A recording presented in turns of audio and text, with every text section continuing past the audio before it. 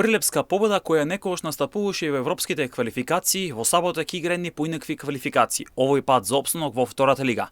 Победа која е македонски фудбалски бренд, победа која е прилепска гордост, победа која лани играше во прва лига, но експресно испадна, сега е пред можноста да го доживее истото што и борец во 2 сезони од прва лига, да заврши во трета лига Југ.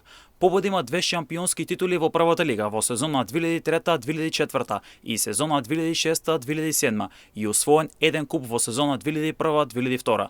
Победа имаше доста падови во својата клубска историја, а најголем пат беше казнат од УЕФА и Фудбалската федерација на Македонија, кога победа беше исфрлена од прва директно во трета лига.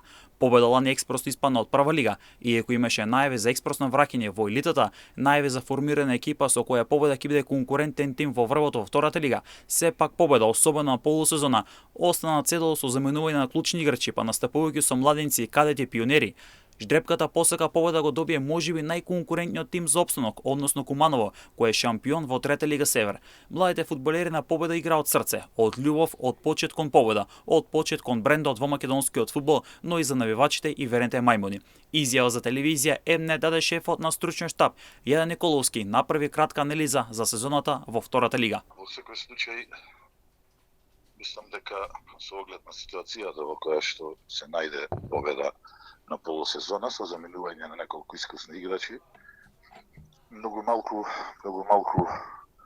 луѓе од спортската јавност, поготово во Прилеп, познавајќи ситуацијата во клубот, очекуваа дека и до овде ќе стигне ова екипа на победа, составена од пионери, кадети, младинци и еден или двајца играчи кои што не се младинци и се над 20 години.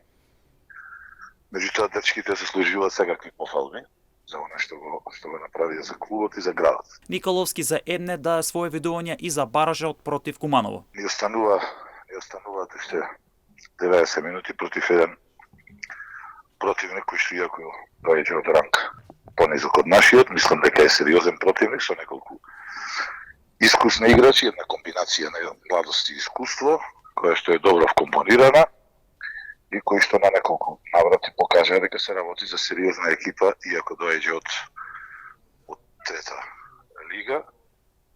Ние не сме без шанси, ние ќе гледаме до крај да избориме останок во таа втора лига, како еден вид награда за се она што го направија децата за победа и за Прилеп. Победа во пролетниот дел настапуваше со младенци, кадети и пионери.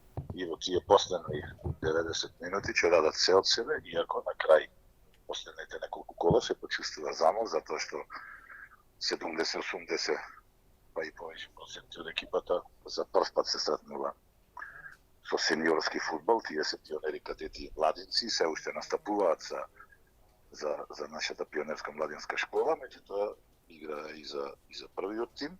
Николовски верува во неговите момци, во неговите играчи, за овој бараш надпревар против екипата на Куманово. Верувам дека ќе бидат на нивото на задачата и доколку дадат максимум и одиграат квалитетно како што тие знаат да одиграат, мислам дека победа ќе остане во втора лига. Бараш надпреварот меѓу победи Куманово се игра на стадионот во Ѓорчија во сабота од 17 часот. Последни 90 минути, дали победа ќе остане во втора лига, дали Куманово ќе биде нов второлигаш.